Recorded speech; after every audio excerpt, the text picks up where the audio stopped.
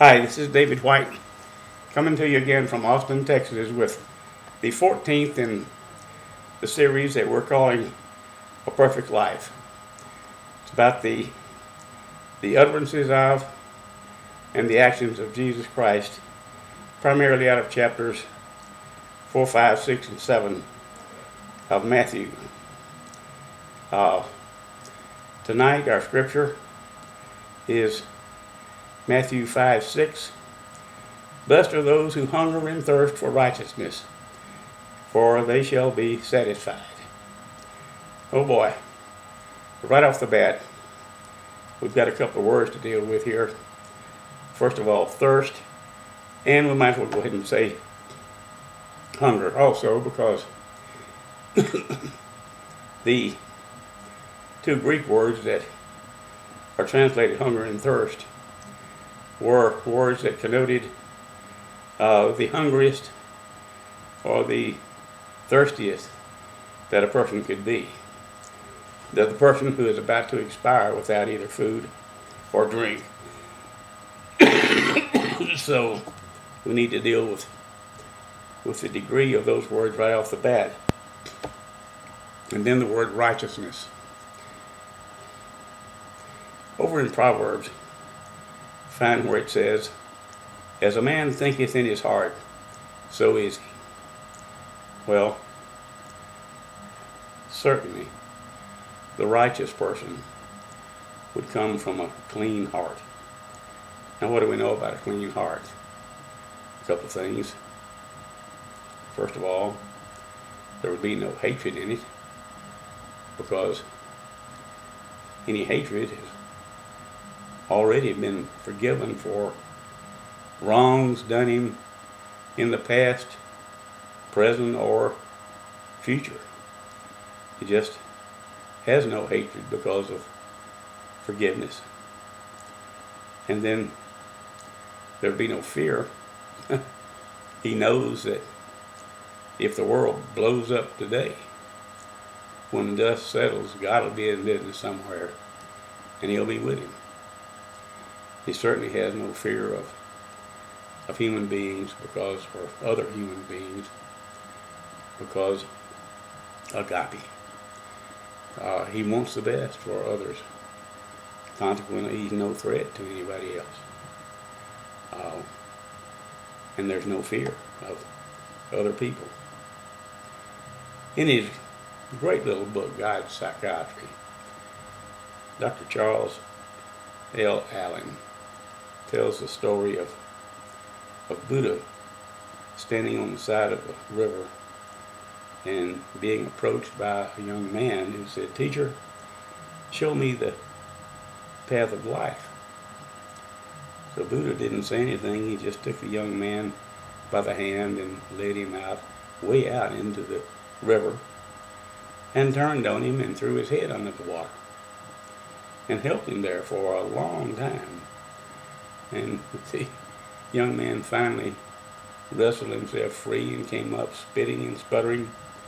And Buddha said to him, "Young man, when you were underwater, what did you want more than anything else?" And of course the young man said, "Air to breathe." And Buddha says to him, when you want the path of life as much as you wanted air when you were underwater, then you'll find it. On a personal note, I'm blessed with a disease we call asthma.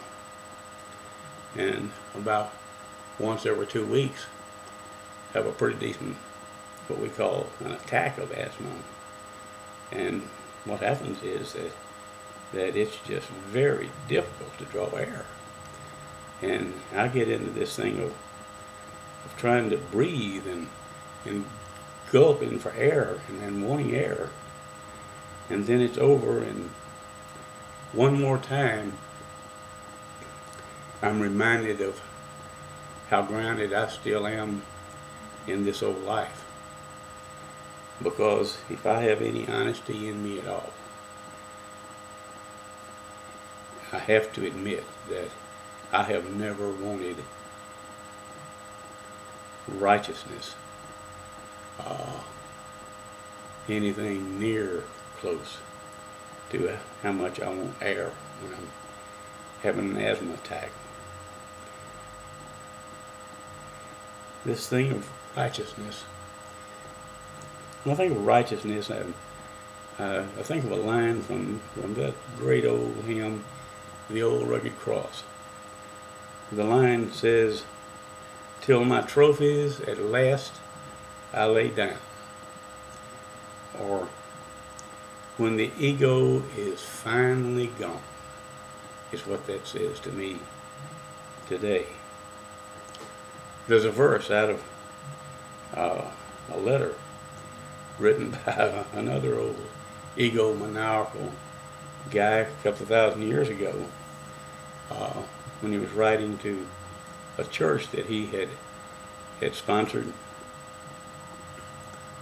He says, "For now we see through a glass darkly, but then face to face.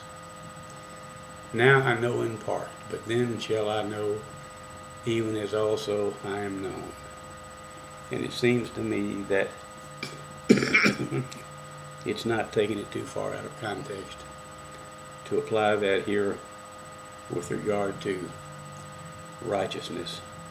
Someday I will know righteousness, but it's not likely to happen in this lifetime. A week or so ago, a lifelong friend of mine wrote a question pertaining to some of the verbiage excuse me, in the Lord's Prayer. And it doesn't matter what the question was. What is important for our discussion here was that one more time, here you had the great cry of the human heart, as uttered by the father of the little boy whom he had brought to Jesus for healing. He said, "Lord, I believe. Help my unbelief." My gracious. If I am honest with myself and with you, I have to admit that is almost a constant prayer in my heart. I had a friend, died almost 30 years ago. And he used to say that the greatest hope of his life and the least expectation was that when he died, he would be totally transparent. And thought on that a great deal. The transparent person has nothing to hide. He thinks no evil thoughts. Kind of like Jesus Christ. Can anybody picture him as having anything inside him to hide? I can't. And that just may be why we call this a perfect life. Thank you for listening this time. You need to contact us. It is white